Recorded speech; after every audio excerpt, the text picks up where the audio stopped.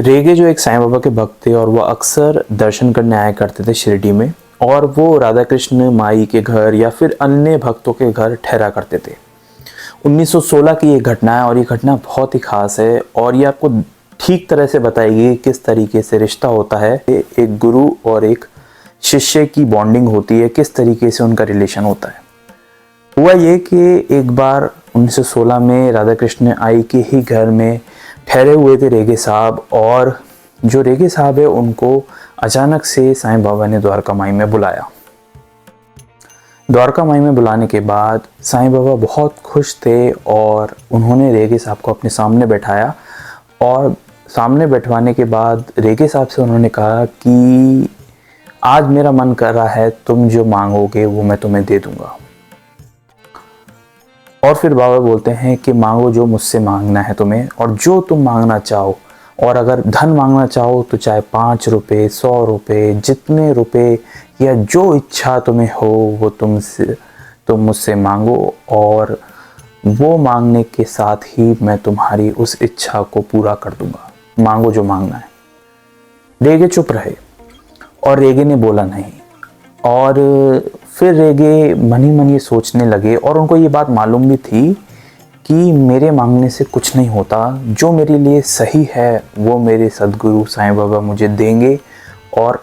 वो देने से पूरी दुनिया में कोई भी नहीं रोक सकता, और जो मेरे लिए ठीक होगा वो मुझे ज़रूर मिलेगा, और इसमें मेरी इच्छा का होना या ना होना कोई मायने नहीं रखता। अब ये रेगे जो साहब थे ये चुप रहे, और फिर बाबा ने दोबारा इनसे कहा कि नहीं, तुम चुप मत रहो, और मुझे बहुत खुशी है और मेरा मन है, आज मैं तुम्हें देना चाहता हूँ, मांगो जो मांगना है। और फिर बाबा क्या करते हैं, प्यार से रेगे साहब के चिन्ह पर हाथ रखते हैं, और चिन्ह पर हाथ रखने के बाद, यानी कि यहाँ थोड़ी पर हाथ रखने के बाद उनसे बोलते हैं कि नहीं, चुप मत बैठो और मुझसे मांगो जो तुम्हें मांगना है। उसके बाद जो रेगे होते हैं वो बोलते हैं कि बाबा, अगर आप मुझे कुछ देना चाहते हैं तो एक बात का वादा कीजिए कि इस जन्म में और अगले होने वाले जितने भी जन्म होंगे मेरे, उन जन्मों में आप मेरे साथ हमेशा खड़े रहेंगे, मेरे गुरु बन के मेरा पथ प्रदर्शन करेंगे और हमेशा मेरे साथ रहेंगे। ये सुनते ही बाबा बहुत खुश हो गए और बहुत ज़ोर से हंसने लगे। उन्हें बहुत खुशी हुई, क्योंकि हो सकता है कि जिस जवाब को बाबा सुनना चाहते हों या कोई और भक्त बाबा को ये जवाब नहीं देता, उस समय रेगे ने वो जवाब दिया,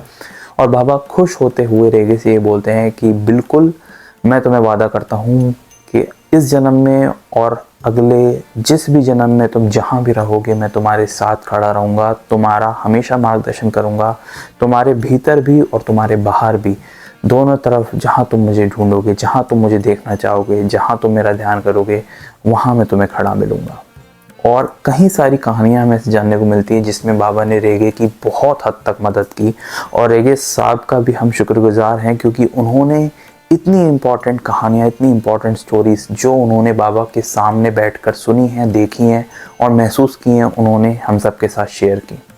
उम्मीद है आपको साईं बाबा से जुड़ी हुई ये कहानी सुनकर अच्छा लगा होगा, और इसी तरह ढेर सारी रियल हिस्ट्री, असली कहानियाँ इस चैनल पर अपलोडेड हैं, जिन्हें हम जाकर सुन सकते हैं, समझ सकते हैं, पढ़ सकते हैं। अगर आप साईं बाबा से जुड़ी हुई रियल हिस्ट्री जानना चाहते हैं, असली कहानी जानना चाहते हैं, तो आप इस चैनल को सब्सक्राइब कर सकते हैं। मिलेंगे एक नेक्स्ट वीडियो में एक नेक्स्ट कहानी के साथ, तब तक के लिए ओम साई राम।